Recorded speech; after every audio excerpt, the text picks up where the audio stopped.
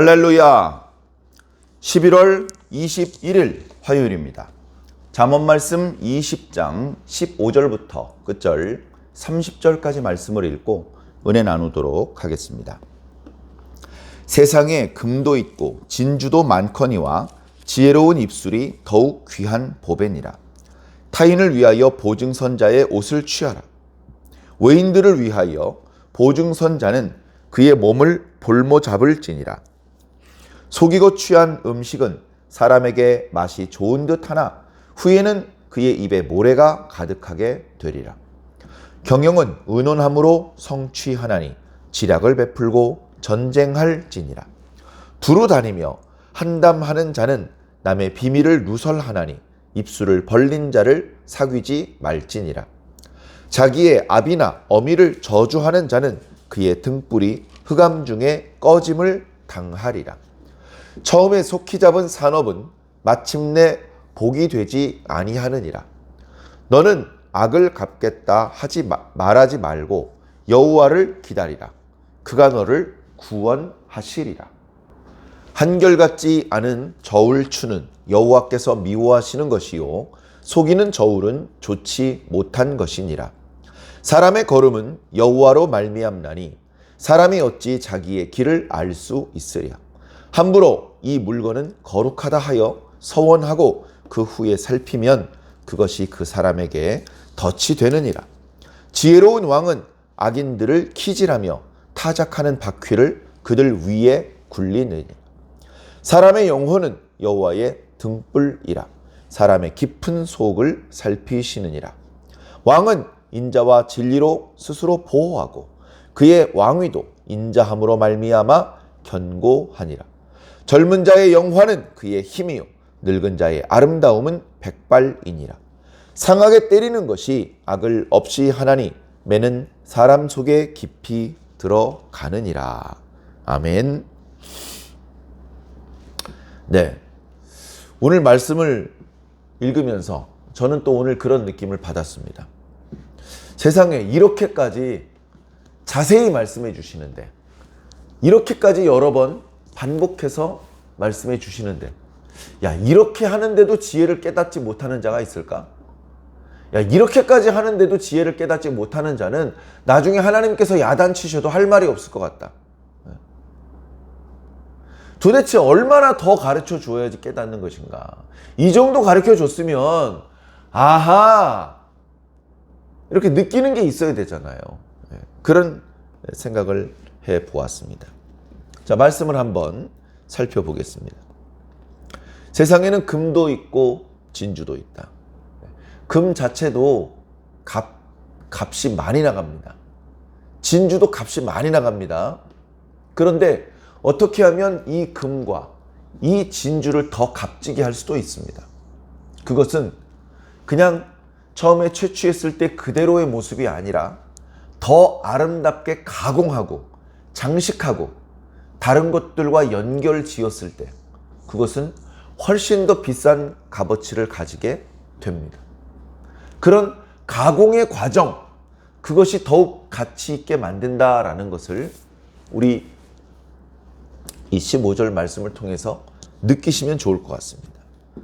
그런데 금도 진주도 값어치가 있는 것이지만 지혜로운 사람의 말은 더욱 보배로운 그릇이다. 보배란 말이 보배로운 그릇이란 뜻이잖아요. 왜 보배로운 그릇입니까? 오랜 시간 동안 좋은 재료로 정성을 다해서 가공했기 때문에 좋은 그릇, 보배로운 그릇이 된 것입니다. 지혜로운 자의 말은 하루아침에 나오는 게 아니에요. 천자문 떼면 갑자기 지혜가 나오는 게 아닙니다. 사서삼경 가지고도 부족해요. 훨씬 더 오랜 시간 책을 읽고 성인들의 가르침을 듣고 또 몸소 공부해야 됩니다. 경험을 해야 됩니다. 그런 것들이 쌓여서 종합되어서 입만 열면 지혜가 쏟아지는 그런 지혜자가 만들어지는 것이죠. 자, 이어지는 말씀들도 그 지혜의 마음으로 잘 살펴보시기 바랍니다. 타인을 위해서 보증을 선자, 옷을 빼앗아라. 외인을 위해서 보증을 선자, 그 몸을 볼모로 잡아라. 원문의 의미를 잘 모르면 그저 보증은 나쁜 거지. 맞아. 그 앞부분에도 그런 말씀 몇 번 있었는데 보증은 역시 서면 안 되는 거야. 근데 오늘 말씀 보니까 가까운 사람을 위해서, 가족을 위해서는 설 수 있고 타인과 외인을 위해서는 쓰면 안 되는 거네, 이렇게 오해하실 수가 있어요. 자, 오늘 말씀은 이런 뜻입니다. 여기 타인, 외인은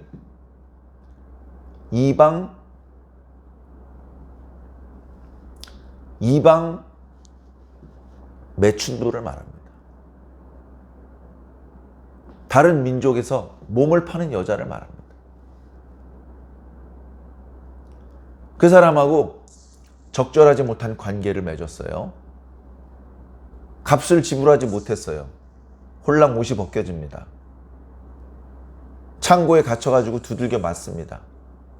네. 그런 신세가 된다는 걸 말하고 있는 거예요. 여기서 타인, 여기서 외인은 이방 매춘부를 말하는 것이기 때문에 그렇습니다. 유대인들이 이방인을 상대로 보증을 서는 것은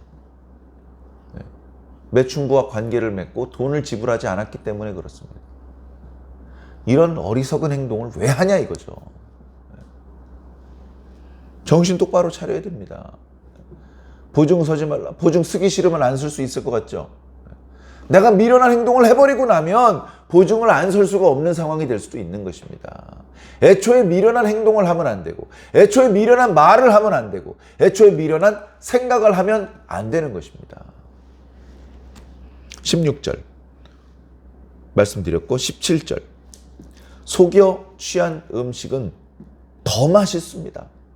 더 맛있어요.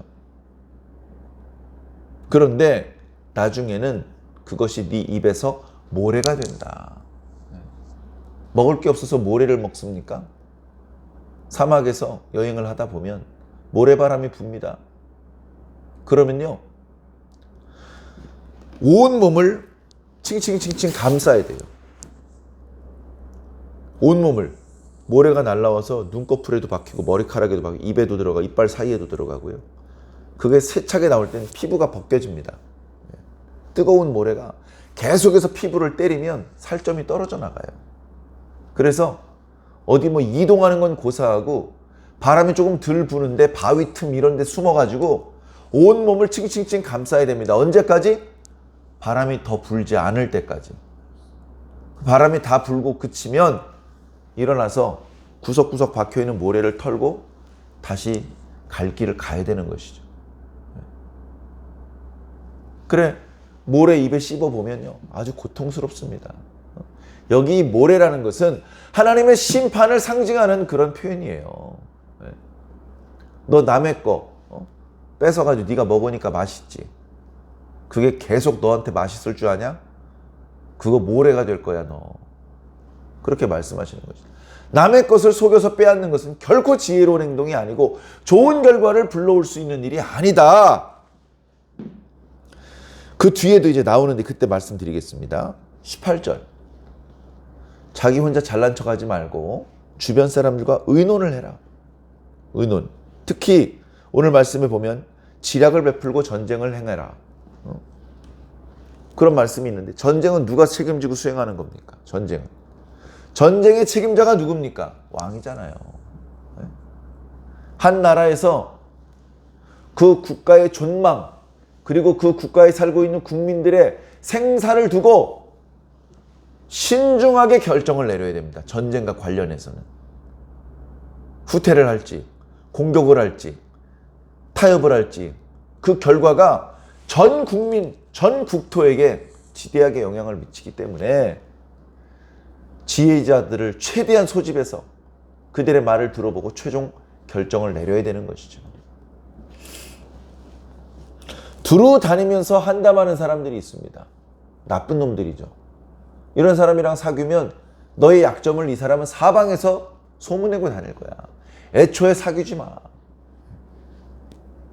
자, 20죠. 그러니까 언어 생활을 잘못하는 놈들이죠. 돌아다니면서 남의 비밀을 누설할 뿐 아니라 자기 아버지를, 자기 어머니를 저주해요.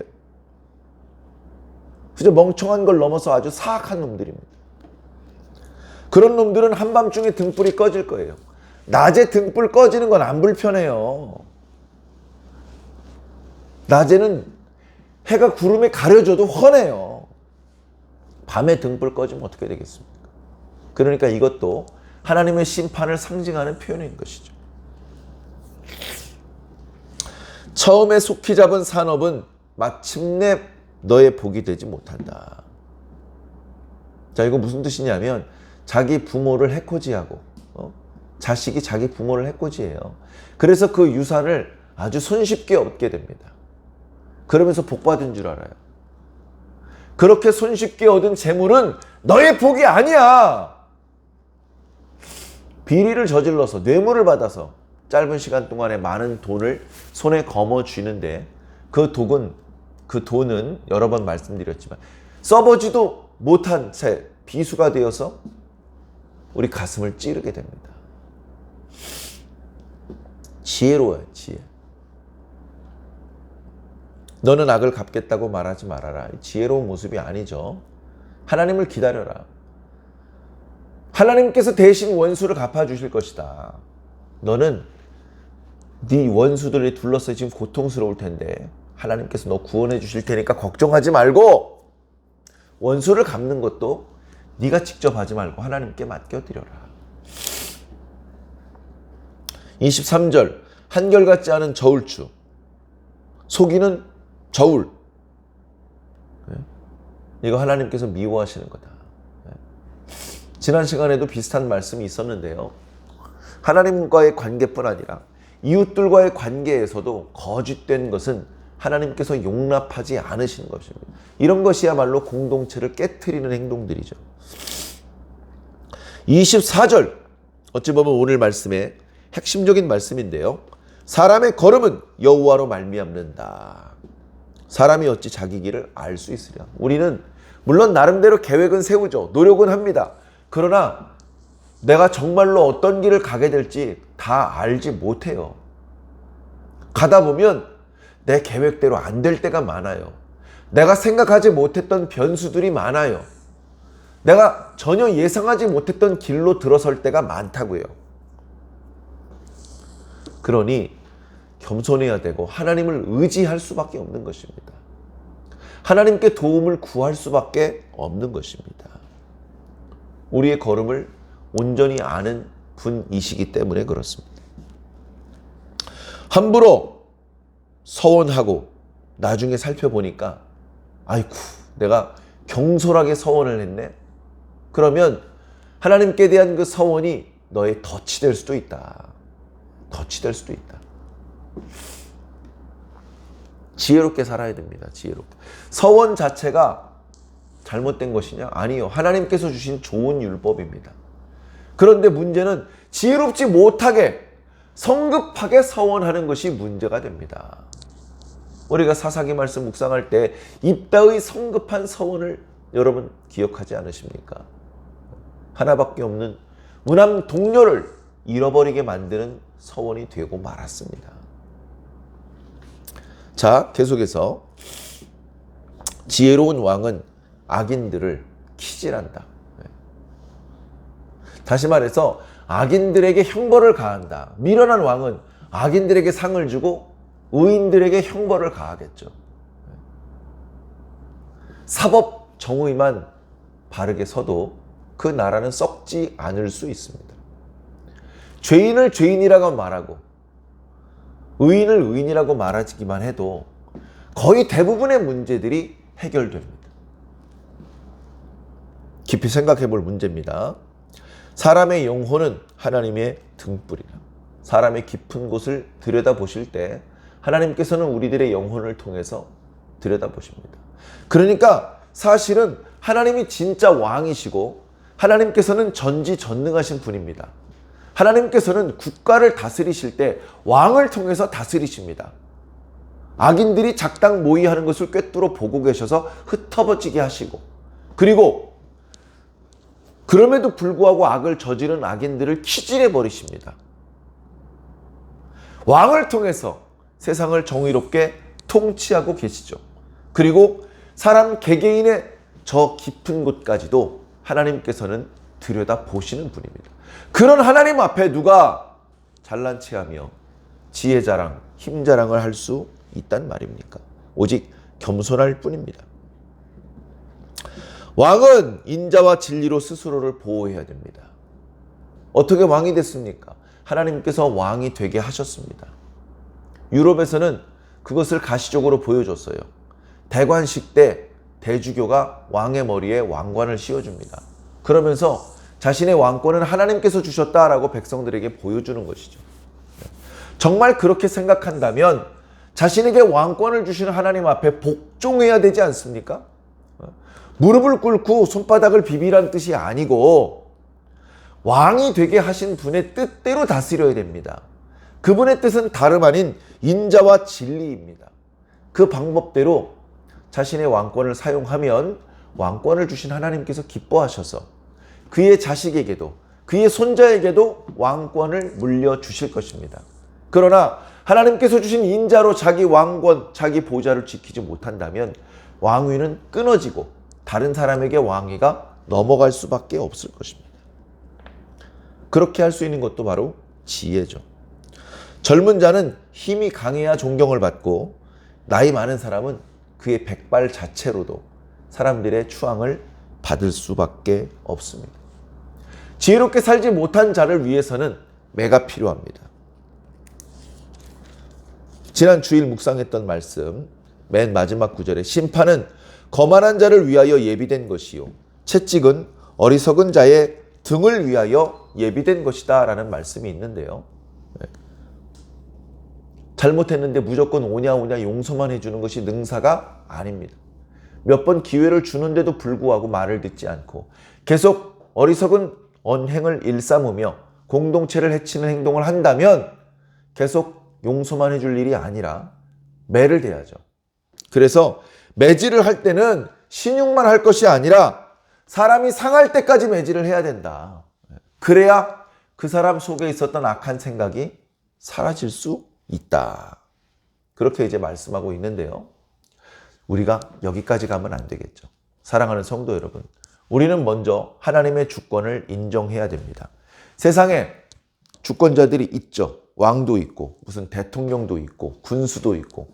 그러면 그분들의 통치권은 하나님과 비교할 바가 못 되지만 그러나 그들의 통치권도 인정해 주어야 됩니다. 왜? 하나님께서 바로 세상 통치자들을 통해서 이 세상을 통치하시는 경우가 많기 때문에 그렇습니다. 그러면 세상 통치자들이 잘못된 그런 통치를 할 때는요. 그러면 그 세상 통치자들이 책망을 듣고 그들의 왕좌가 보존되지 못하겠죠.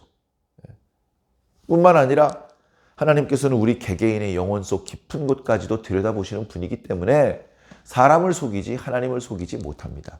사람을 속이는 것도 오래가지 못하고 금세 들통이 날 판인데 어찌 하나님을 오래오래 속일 수 있겠습니까? 그러니 애초에 누굴 속일 생각을 하지 말고 겸손하고 착한 마음을 먹고 말 조심하고 항상 지혜롭고 충성된 그런 모습으로 살아야 될 줄로 믿습니다. 그러면 알아서 하나님께서 복을 주십니다. 복 받기 위해서 쎄 빠지게 노력했는데 아무것도 안 주시네? 그런 거 계산하지 마세요. 그냥 내가 내 존재 자체가 의인이면 하나님께서 거기에 맞게 대접해 주시는 것입니다. 사랑하는 성도 여러분, 오늘 하루도 무의미하게 또는 악인들을 부러워하면서 그들을 흉내내는 방법으로 살지 마시고 하나님을 기쁘시게 하는 하나님의 방법대로 살아주시기를 예수님 이름으로 간절히 축원합니다.